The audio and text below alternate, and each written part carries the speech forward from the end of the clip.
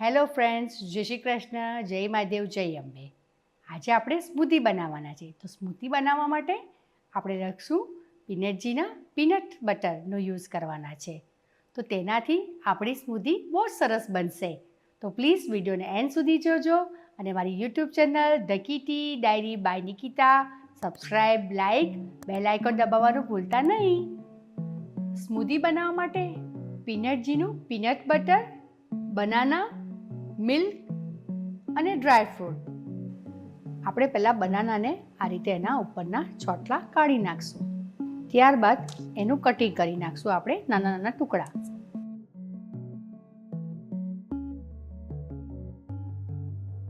Dry ફ્રૂટ્સના બી આપણે cutting કરી નાખશું આ રીતે નાના નાના. તમે જોઈ શકશો જે ગ્રાઇન્ડરમાં ગ્રાઇન્ડ થઈ જ જવાના છે. સૌપ્રથમ આપણે ડ્રાયફ્રૂટને ક્રશ કરી લેશું.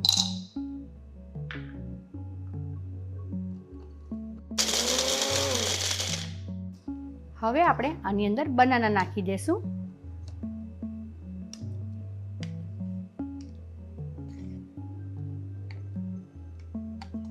મેં એક નંગ બનાના લીધું છે.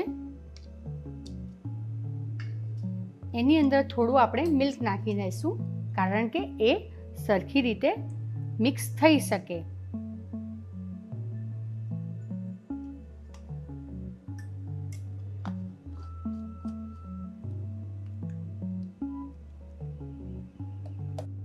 હવે આપણે એને ક્રશ કરી લેશું.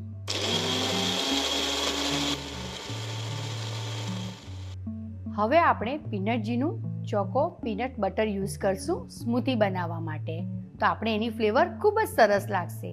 તો એ આપણે નાખશું 1 થી 1.5 ચમચી.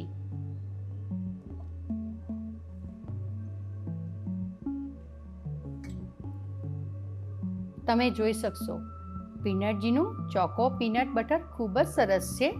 તો આપણે એને 1 થી 1.5 ચમચી નાખશું, પણ તમારે તમારા ટેસ્ટને અકોર્ડિંગ તમે યુઝ કરી શકો છો.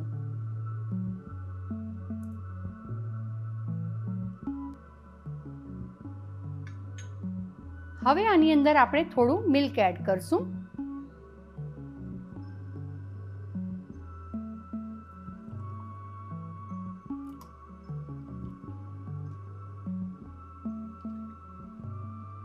આપણું ચોકો પીનટ બટર તેને આ રીતે આપણે અંદર સરસ રીતે મિક્સ કરી દેશું અને પછી મિક્સર ગ્રાઇન્ડરમાં ગ્રાઇન્ડ કરી લેશું. હું ટેસ્ટને અકોર્ડિંગ આની અંદર બ્રાઉન શુગર નાખું છું, પણ તમે હની પણ નાખી શકો છો તમારા ટેસ્ટને અકોર્ડિંગ. હવે આપણે આને ગ્રાઇન્ડ કરી લેશું.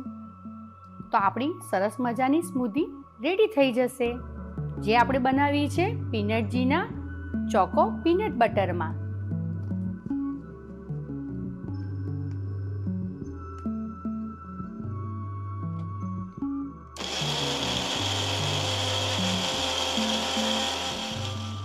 જોઈ શકશો આપણી સ્મૂધી ખૂબ જ સરસ તૈયાર થઈ ગઈ છે.